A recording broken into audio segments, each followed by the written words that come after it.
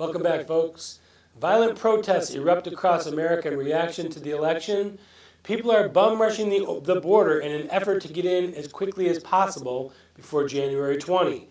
Will a wall that was passed by Congress over 10 years ago finally happen?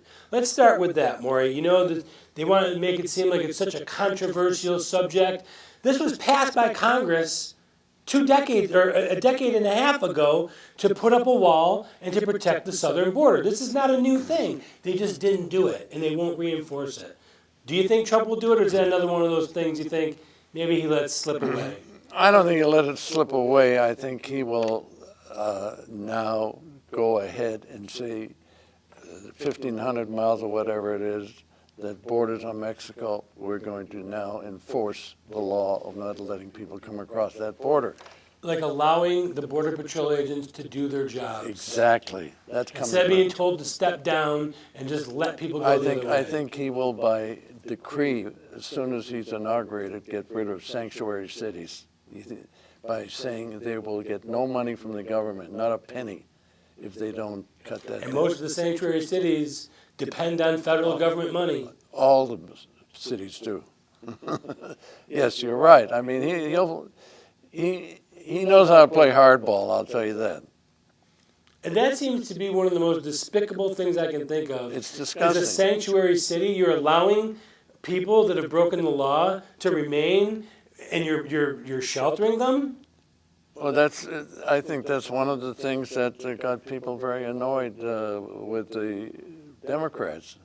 They, when this woman got killed, they don't forget that. And the lies about Benghazi, that this had to do with some stupid movie made by some jerk in Chicago, when nobody ever apologized for that lie. But people do remember that. So the border wall, are we going to put up a border wall, or are we just going to enforce the border more forcefully than we have in a long time? I don't think that's going to be a primary factor. The first thing it's going to do is enforce the border before they talk about a wall. I don't think that's going to be happening. And if we do put up a wall, who's paying for it? Well, I think that was strictly oratory. I think the idea, you're not going to... And he backed it up by saying, we have a trade deficit with Mexico, and so if they're not paying for it directly, they're going to pay for it out of better trade deals indirectly. I think he got himself into a little bit of a bind by making a statement that, we're going to do something about NAFTA, and we're going to make sure that Ford said they're going to put all their small cars down in Mexico, which makes a lot of sense, frankly, for Ford, because Mexico makes it very desirable for somebody to have manufacturing capability down there. And you know where most... And it's not that far to transport. It's not China. I mean, if you're taking them from Detroit to Houston to California, it's the same distance. So they've taken a lot of the stuff that they used to send to China, and Mexico has what's called maquiladoras, which means not only do they not have local tariffs, it's like New York or any state saying, okay, you don't have to pay any local taxes for the next 5 years or something like that. So they make it very, very desirable. And Ford and Carrier, which were the ones that were pointed out as being un-American and doing so, they're worried about their profit statement. And you're right, I mean, it's like it's next door, so you don't have to give them a real big order. You can just ship it overnight. Right, you're not shipping by sea. By boat, right. Exactly. That makes a lot of sense. And by the way, right now, we got a major world trade problem where shipping is way, way down. This is one of the big problems. We've got one of the worst world trade problems we've had in decades.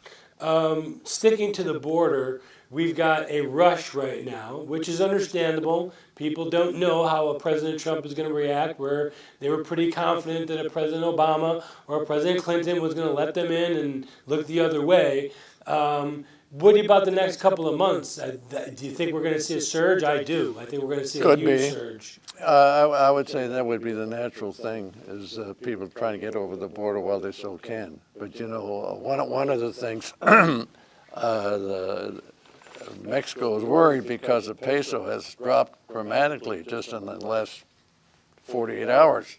When we talk about the peso, they were worried about their currency dropping because of this. Why would that have any effect on their currency?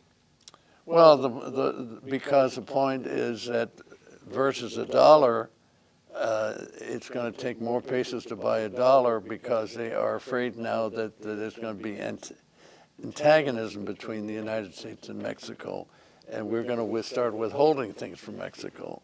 We're not going to send them things, and as far as they know. So then the loon would probably have to drop too, because we're going to ship all of our Hollywood elites and all of the left-wingers that vowed to move to Canada, so they're going to have to take in all these people now. They do. There was a handful of people that said they're going to leave the country. But you notice they always say they're going to Canada. They never say they're going to Guatemala. They never say they're going to Mexico. They're not going to Syria or Iraq. They all want to go to Canada. It's very enlightening of them.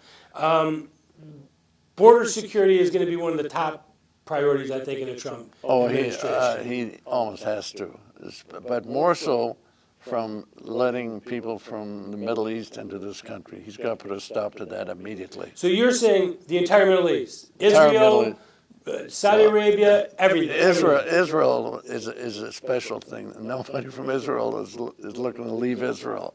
It's like nobody's looking to leave the United States.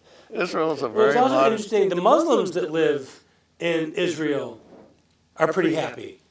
You'd think that they'd want to be the first ones out, but they don't want to leave. They like it there. That whole Palestinian thing is a farce to begin with, for God's sake. And it's been nurtured by the United Nations. Yeah.